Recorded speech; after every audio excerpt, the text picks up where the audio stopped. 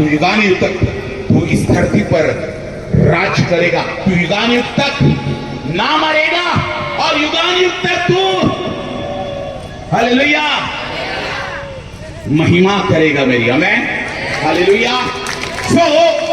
मृत्यु ओरिजिनल स्वरूप में सामर्थ्यहीन, पावरहीन, आशाहीन दशा में ऐसी पड़ी हुई थी।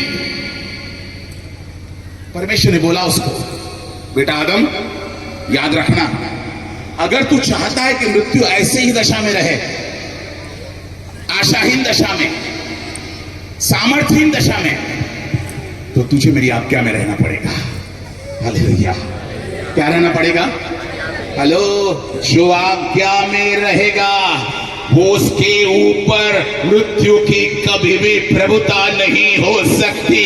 जो आज्ञाकारिता में चलेगा, जो राजा की आज्ञा में चलेगा, उसके ऊपर मृत्यु की प्रभुता कभी भी नहीं होने वाली। मृत्यु आपको मार नहीं पाएगी, लेकिन आप युगानुयुग के लिए जी उठेंगे।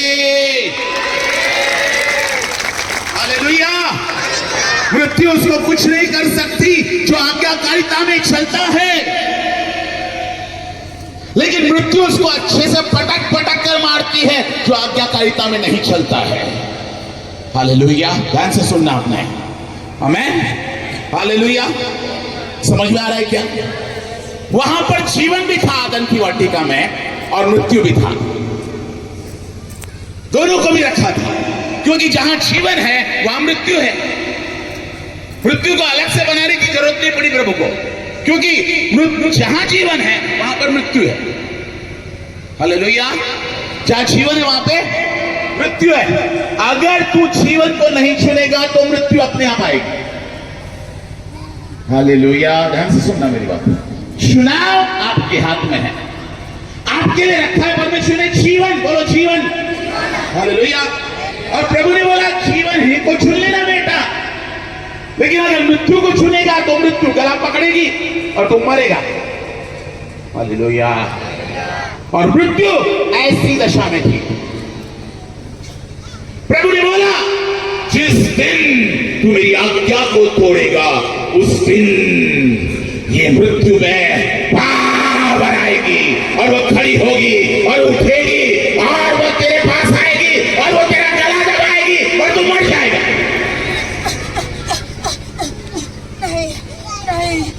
हालेलुया।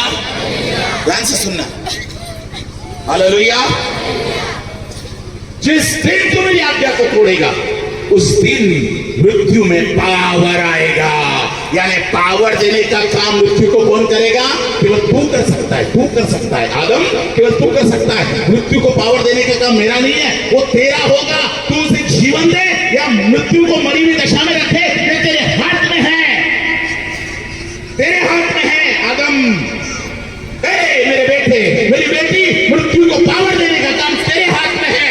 यदि तू मृत्यु को मरी हुई दशा में रखना चाहती है तो आज्ञा का पालन कर ले, जीवन पाएगा तू। Amen hallelujah. हालेलुया। समझ में आ रहा है क्या तुमको? हाँ, समझ में आ रहा है? हालेलुया। और जब घर से बनाए हुए घरों में नहीं रहता, हालेलुया, उसका रहने का स्थान ये निर्जीव घर नहीं है, इसमें जान नहीं है, ऐसा घर परमेश्वर ऐसे घर में कदापि नहीं रहता। परमेश्वर जीवित है, वो पवित्र है और वो जीवित घर में रहता है। हमें वो कैसे घर में रहता है? जीवित घर में रहता है। हालेलुया। क्योंकि परमेश्वर कैसा है? जीवित। जो मुर्दा है ना, जो पत्थर का बना है, उनको मंदिरों में रखा जाना चाहिए, क्योंकि जो जीवित है वो जीवित परमेश्वर कभी भी हाथ के बनाए हुए घरों में नहीं रहता। आपने चाहे कितना भी बड़ा मंदिर बना दो उसके लिए, कितना भी बड़ा उसके लिए बना दो, परमेश्वर उसमें वास नहीं कर सकता। हालेलुया। और अदन की वाटिका में परमेश्वर के लिए कोई मंदिर नहीं था। हालेलुया। लेकिन प्रभु वहां पर रह रहा था। क्यों?